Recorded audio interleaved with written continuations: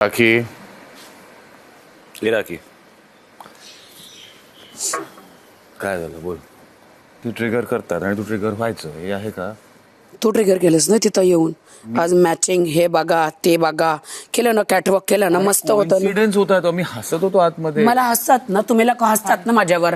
अरे big boss Marathi season 6 राखीने जे घरात गोंधळ घातला होता त्यांनी त्याचा ट्रिगर पॉइंट सांगितला की जेव्हा राकेश आणि Deepali matching dress matching outfit मध्ये तिच्या समोर आले, हातात हात घालून कॅटवॉक करत, ते तिला जास्त ट्रिगर झालं आणि त्याच्याच मुळे घर डोक्यावरती घेतलं.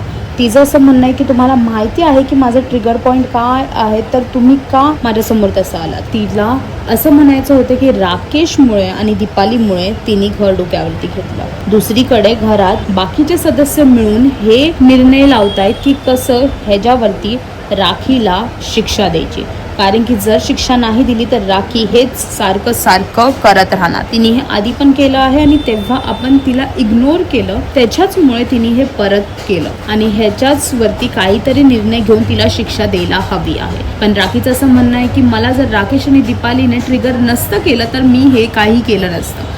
राकेशचं सुद्धा असं म्हणणं आहे की तू एवढं सिरियसली नको घेऊस गोष्टी, तो फक्त चेष्टा मस्करी करत होता पण तिने ते सिरियसली घेतलं.